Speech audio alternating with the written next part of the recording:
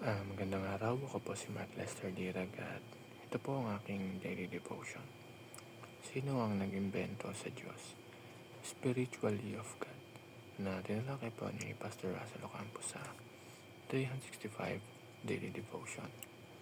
Ang Bible verse po ngayong araw ay galing sa Deuteronomy chapter 4 verse 15 to 16, King James Version. Sabi po ay, Take ye therefore good heed unto yourselves, for ye saw no manner of similitude on the day that the Lord spake unto you in Horeb out of the midst of the fire, lest ye corrupt yourselves and make you a graven image, the similitude of any figure, the likeness of male or female. Dito natin makikita na ang Diyos ay hindi gaya ng mga idols o rebulto na gawa ng kamay ng tao.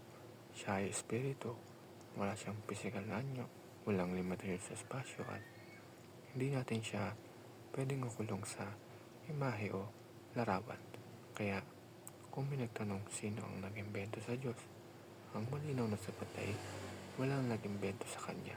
Siya mismo ang walang hanggan, eternal at siya ang lumikha ng lahat ng bagay. God is Spirit. Ibig sabihin, invisible siya pero totoong-totoo ang kanyang presence. Hindi natin siya nakikita pero ramdam natin siya sa bawat araw ng ating buhay. Kaya kapag nagpipray tayo, hindi tayo nakikipag-usap sa isang rebulto o bagay lamang, kundi sa isang buhay na Diyos na nakikinig at kumikilos. God's presence overwhelms creation. Sobrang laki ng Diyos at sobrang taas ng kanyang kapangyarihan. Kaya hindi siya kayang ikumpara sa kahit anong bagay dito sa mundo. At kahit ganun siya ka-transcendent, siya rin ay malapit sa atin, guiding us, protecting us, at lagi tayong kasama.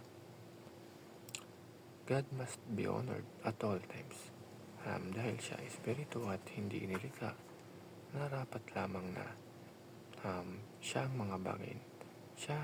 ang mga bagay na pansamantalang ginagawa ng tao. Kaya mahalaga na i-worship natin siya in spirit and in truth.